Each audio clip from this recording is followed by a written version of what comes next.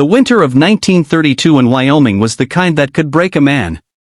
Snow covered the land for miles, winds cut through every coat, and even the strongest ranch hands walked around with red, raw faces. On one of those nights, a wealthy rancher named Charles Whitmore, known across the valley as the Millionaire Cowboy, stood at an almost empty train station. Charles wasn't waiting for anyone. He had a driver who could have taken him home hours ago. But something kept him there, pacing in the bitter cold, as if fate itself had told him not to leave. And that's when he saw her. On a wooden bench under a weak, flickering lamp sat a young woman. Her coat was thin, her hands bare, and her breath came out in shaky clouds. A small suitcase sat at her feet, worn and dusted with snow. She was shivering so hard Charles feared she might collapse. He stepped closer and tipped his hat. "Ma'am," he said gently, "you'll freeze out here. Last train won't be here for hours." She lifted her face, and his heart sank. She was young, but her eyes carried the weight of exhaustion, of someone who had been fighting battles no one else could see. "I can't leave," she whispered. "That ticket is all I have left. I'm headed to Chicago. They say hospitals there are hiring nurses." Charles studied her closely. She clutched her suitcase like it was the only thing keeping her grounded. "You're a nurse?" "Yes," she said softly. "I worked through the influenza outbreak in Kansas. But when the hospital shut down, I lost everything." Her voice cracked, and she turned her head, embarrassed. Charles felt something stirred deep inside him. For years, he'd been a man with everything: land, cattle, money, a mansion bigger than the town hall, but none of it filled the loneliness he carried. Looking at her, he saw not just a stranger, but a woman of grit and courage who life had been far too cruel to. "Come with me," he said firmly. "You don't need to sit out here and freeze. I'll get you to Chicago when the time comes. But tonight, you'll be warm." She shook her head quickly. "I don't take charity, sir. I'll manage." Charles smiled kindly. "It's not charity. It's humanity. And I think we both could use a little of that tonight." For a moment, she hesitated. Then, with pride giving way to exhaustion, she nodded. Charles shrugged off his heavy coat and draped it around her shoulders. She gasped, then pulled it tighter, as if warmth itself felt like a shock. Together, they walked through the snow to his car. The ride to his estate was quiet at first. She huddled under his coat, eyes fixed on the swirling snow outside the window. Finally, he asked her name. "Margaret Hayes," she answered softly. "But most folks call me Maggie." "Maggie," he repeated. "That's a strong name." She smiled faintly. "Strong hasn't gotten me very far lately." Charles didn't answer, but in his heart, he disagreed. When they arrived, the Whitmore estate loomed like something out of another world: stone walls, roaring fires, chandeliers glowing against the storm. Maggie clutched her suitcase even tighter, but Charles guided her gently inside. The housekeeper rushed to prepare a room, but Charles insisted on sitting with her by the fire first. He brought her hot soup, fresh bread, and coffee strong enough to chase the cold from her bones. As she ate, Maggie shared pieces of her story: losing her parents young, working her way through nursing school, fighting on the front lines of the influenza epidemic, only to end up jobless and forgotten. Charles listened in silence, his heart aching. "You gave everything to help others," he said finally.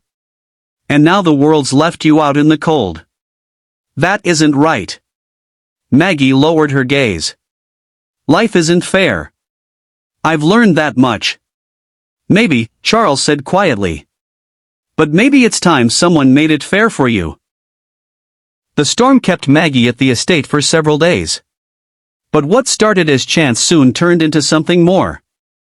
Charles found himself drawn to her laughter when she let her guard down, to the way her hands always seemed to find someone to care for, whether it was a cook with a burn or a ranch hand with frostbite. Maggie, in turn, began to see past Charles's wealth to the man underneath, the cowboy who still bore scars from barbed wire, who still carried grief in his quiet moments. One evening, while walking through the stables dusted with snow, Maggie stopped and asked softly, "You have land, fortune, and a respected name. Why are you alone?" Charles looked out at the fields glowing silver in the moonlight. Because money doesn't keep you warm at night. Respect doesn't hold your hand when the world feels empty. I thought I could live with loneliness, until the night I found you. Her breath caught. Before she could answer, the sound of galloping hooves broke the moment. A ranch hand rushed in, shouting about an overturned wagon in the storm, passengers badly hurt. Without hesitation, Maggie ran toward the scene. Charles followed, but he stood back in awe as she took charge, binding wounds, calming frightened children, working with a strength and focus that pushed past her own exhaustion. In that moment, Charles knew, she wasn't just surviving. She was meant to heal, to lead, to love. When the storm finally broke, the train to Chicago returned. Maggie stood on the platform, suitcase in hand, ticket ready. Charles's chest felt heavier than it had in years. "You'll do incredible things there," he told her quietly. She smiled faintly. "You've already done more for me than I could ever repay." "You don't owe me anything, Maggie," he said firmly. "Just don't forget your worth. The world needs you." The whistle blew. She boarded, and Charles tipped his hat as she disappeared into the train. But fate wasn't done with them. Weeks later, a letter arrived at the Whitmore Ranch. The handwriting was shaky but clear. "Charles, Chicago isn't what I hoped.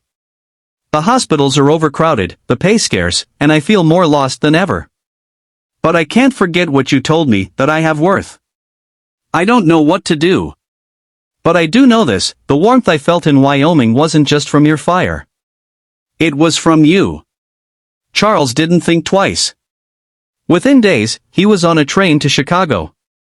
When he stepped off, his eyes found her immediately.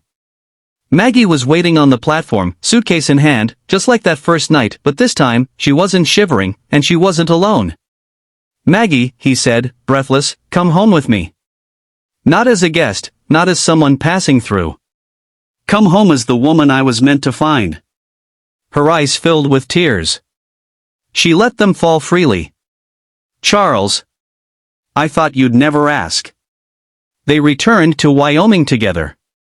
Maggie opened a small clinic on the ranch with Charles's support. Together, they turned the Whitmore estate into more than a home. It became a refuge for the sick, the poor, and the broken. Their love became legendary in the valley, told in newspapers, around campfires, and over dinner tables.